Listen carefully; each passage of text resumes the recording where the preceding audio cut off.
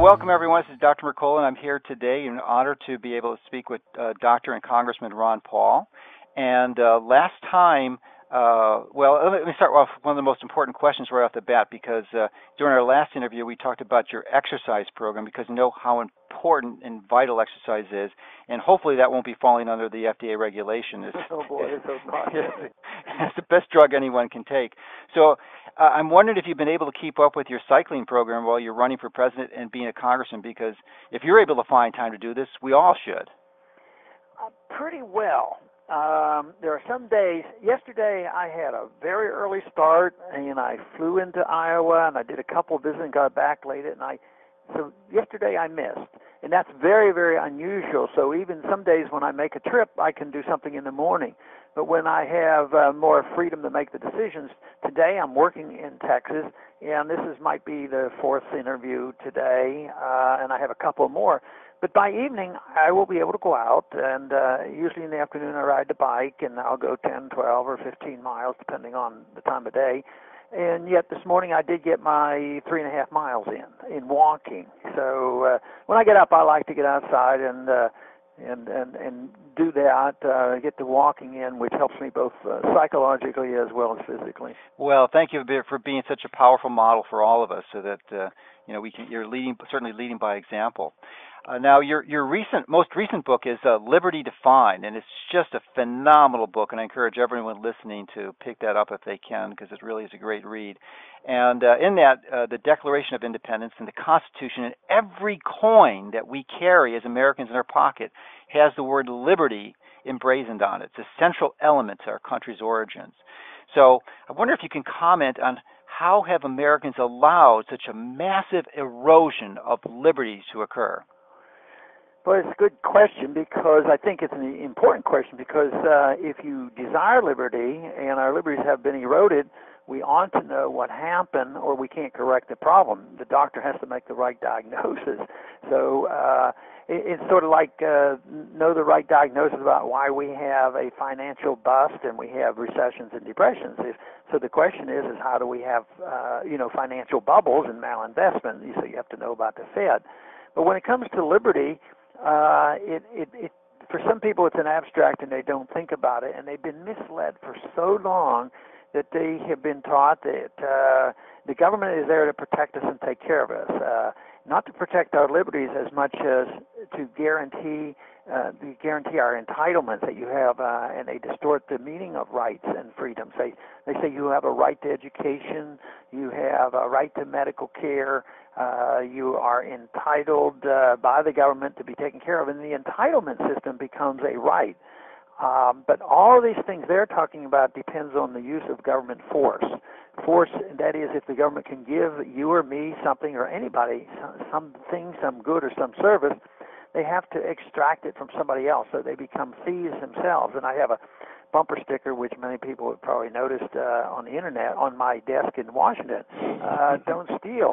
The government hates competition.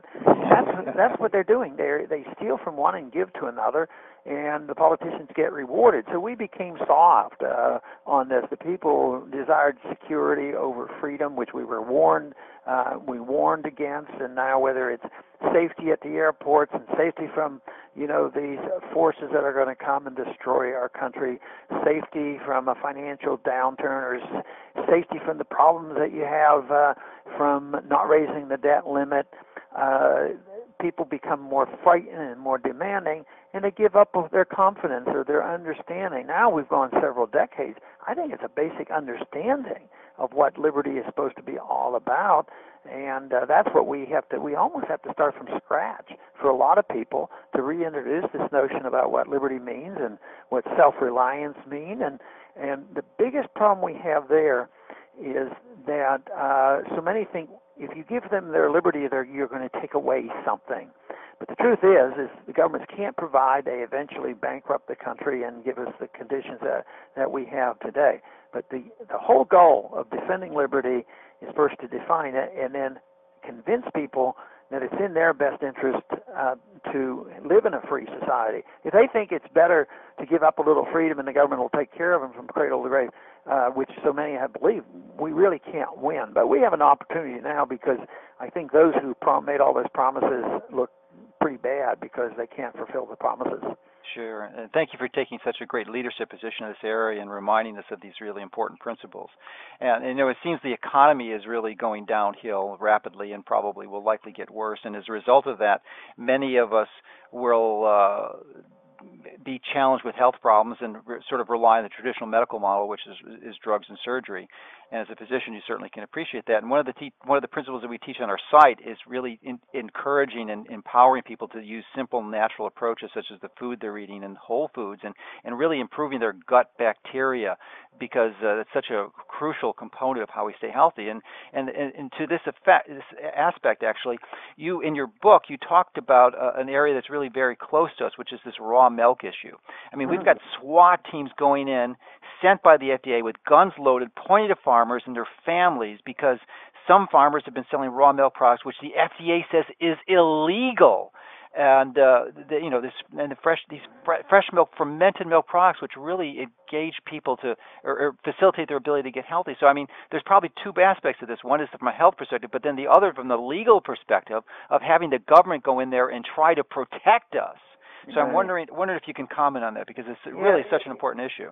You know, in the last day or two, I've been commenting on what we've seen at the airport and using that as an example that if we can tolerate that, you know, the groping and the undressing of a 94-year-old woman, you know, in order for her to get on an airplane, I figure if the American people put up with this, we're in big trouble.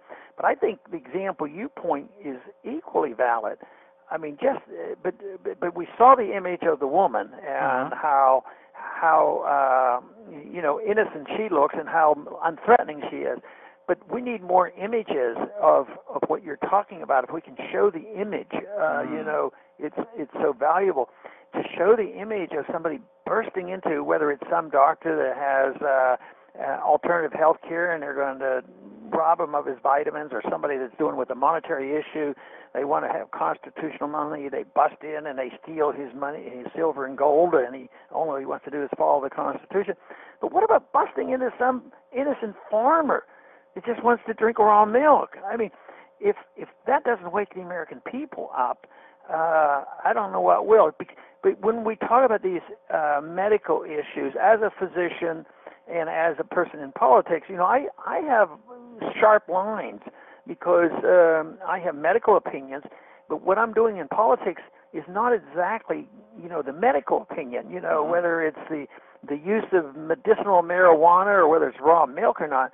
What I deal with in politics is your right of freedom of choice. As long as you don't force other people, and as long as you don't defraud people, you ought to have a choice on alternative treatments and not have the FDA and the drug companies controlling things. That's where we get into so much trouble. So it doesn't mean that anybody has perfect knowledge on these things, but one thing I know is the government doesn't have perfect knowledge. So if we defer to the government and say, well, the FDA will take care of us, you know, we'll just listen to them and they'll never delay drug usage or promote the wrong drugs or you know, prohibit or force us to do certain things, then we're foolish if we accept that notion. And there's something that's very attractive to me and to many other Americans, and certainly your listeners, is that, you know, freedom of choice and using our own brain to make these decisions is so much superior to depending on the bureaucrats who are going to take care of us. I couldn't agree more. And, you know, one of the concepts that you're really promoting is this movement towards smaller government.